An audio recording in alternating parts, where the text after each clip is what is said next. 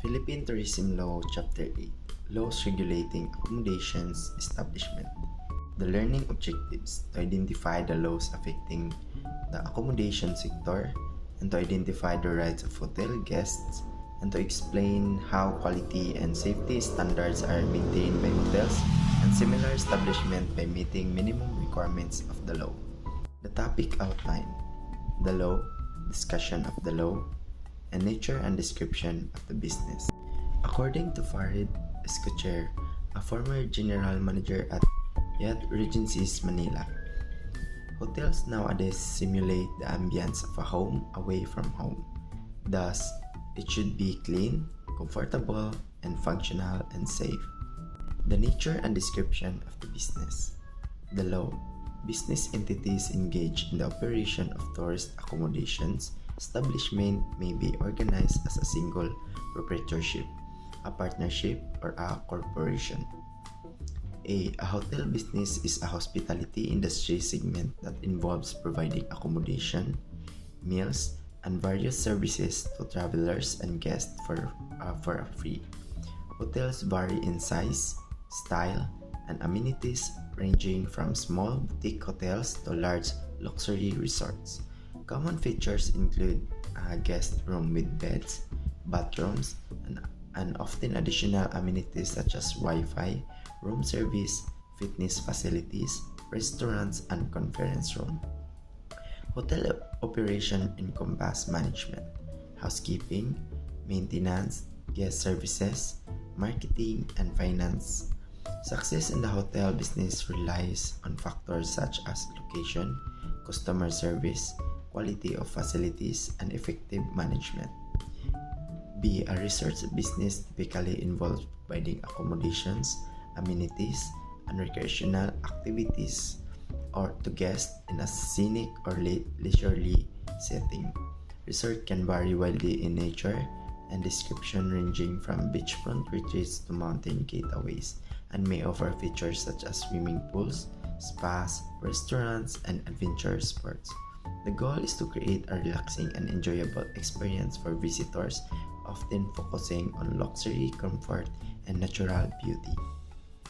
C. The tourist in business typically involves providing accommodations and related services to travelers and tourists.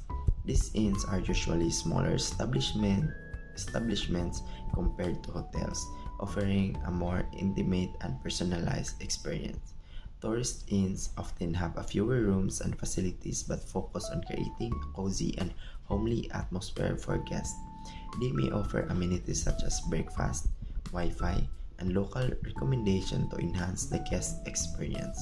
Location plays a crucial role, often situated in scenic or culturally rich areas to attract tourists. Overall, tourist inns aim to provide comfortable lodging and memorable experience for travelers exploring new destinations. Letter D. An apartheid is a hybrid accommodation concept that combines features of apartments and hotels.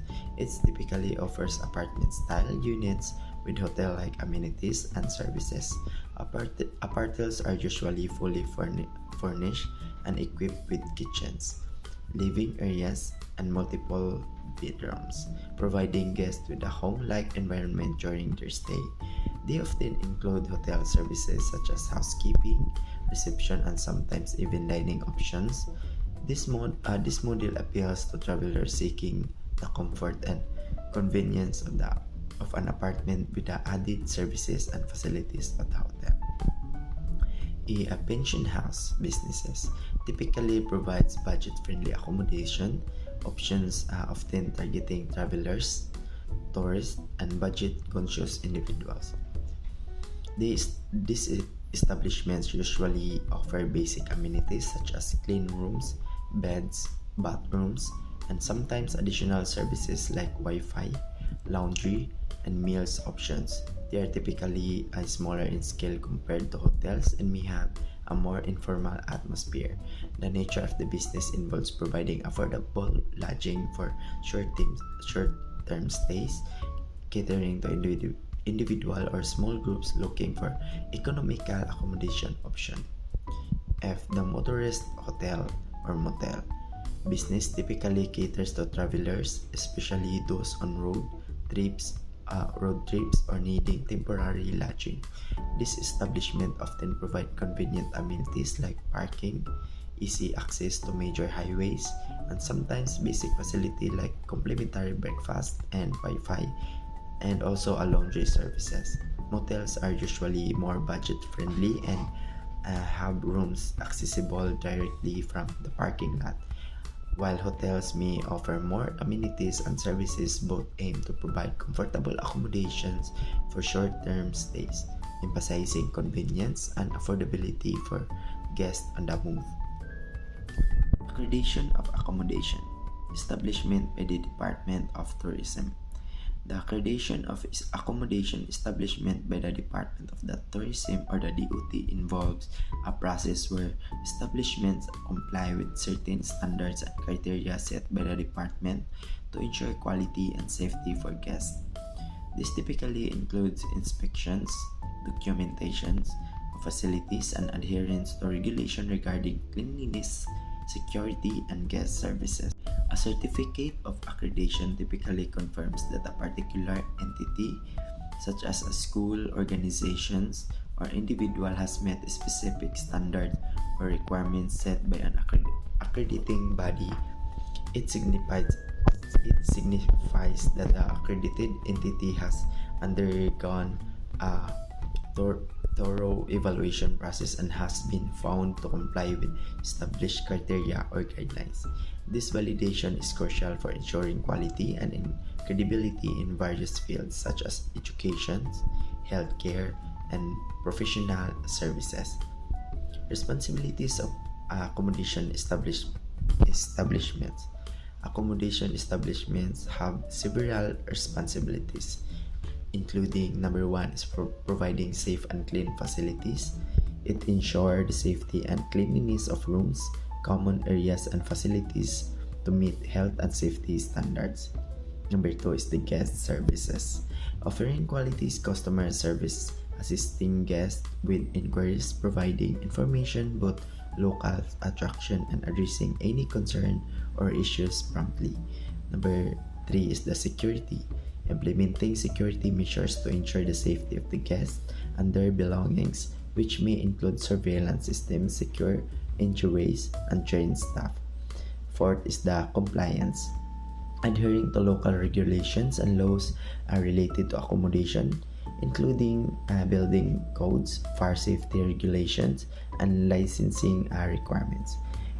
Fifth is the accessibility, ensuring accessibility for guests with disabilities, which may involve providing accessible rooms, facilities, and services as required by law. Six is the privacy, respecting guest privacy and the confidentiality, safeguarding personal information, and implementing policies to protect against unauthorized access to guest information. 7 is the maintenance, regular maintenance and upkeep of facilities, including repairs, renovations, and preventative maintenance to ensure the comfort and functionality of the accommodation. Number 8 is the environmental responsibility, implementing eco-friendly practices such as energy and water conservation, waste reductions, and recycling initiatives to minimize environmental impact. Number 9 is the hospitality training, providing ongoing training for staff to enhance hospitality skills, customer service, and knowledge about the establishment and its services. Number 10 is the crisis management, developing and implementing emergency procedures and contingency plans to handle crises such as natural disasters, medical emergencies, or security incidents. The National Building Code of the Philippines, or the NBCP, is a set of standards and regulations that govern the construction of buildings and structures in the Philippines. It covers various aspects such as design, construction materials, occupancy, safety, and sustainability to ensure that the buildings are safe, resilient, and compliant with minimum standards. Building permits permits are legal documents issued by local government authorities that allow individuals or companies to undertake construction or renovation projects with a specific jurisdictions. These permits ensure that the proposed construction complies with the local building codes, zoning regulation, and safety standards. And the laws governing building permits vary by jurisdiction but typically address matters such as the types of construction, requiring permits, and the application process, fees, inspections, requirements, and the penalties for non-compliance. They aim to promote public safety, protect property values, and maintain community aesthetics. General requirement of all buildings by the use or occupancy. The law on general requirements of a buildings by use or occupancy typically refers to the legislation or regulations that outline the basic standards and specification that building must meet based on their intended use or occupancy. These laws often cover aspects such as the structural integrity, fire safety, accessibility, and environmental standards to ensure the safety and well-being of the occupants. Specific requirements can vary depending on the jurisdiction and the type of building. Light and ventilation. The law on light and ventilation typically refers to regulations or codes that governs the minimum standard for natural light and air circulation in buildings, particularly residential and commercial spaces. These laws often outline requirements for window size, placement, and accessibility to ensure occupants have adequate access to natural light and fresh air for health, safety, and well-being. Sanitation law typically refers to regulation and guidelines established by governments to ensure public health and cleanliness in various environments such as residential areas, workplace, and public spaces. These laws covers topics like waste management, sewage disposal, water quality standards, food safety, pest control, and hygiene practices. They aim to prevent the spread of disease, protect the environment, and promote overall well-being. The general design and consumption requirements. The law on general design and consumption requirements typically sets out the legal framework and standards that govern the design and construction of building and infrastructure.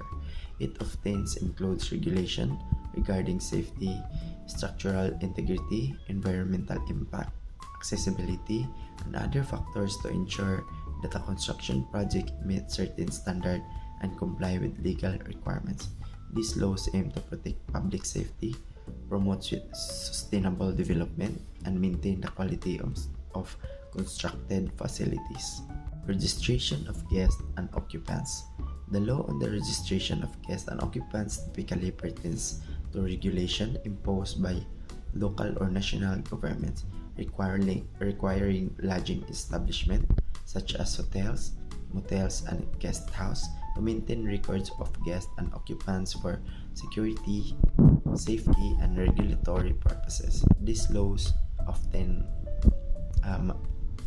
mandate the collection of personnel information such as names, addresses, and identification documents to facilitate the tracking and accountability.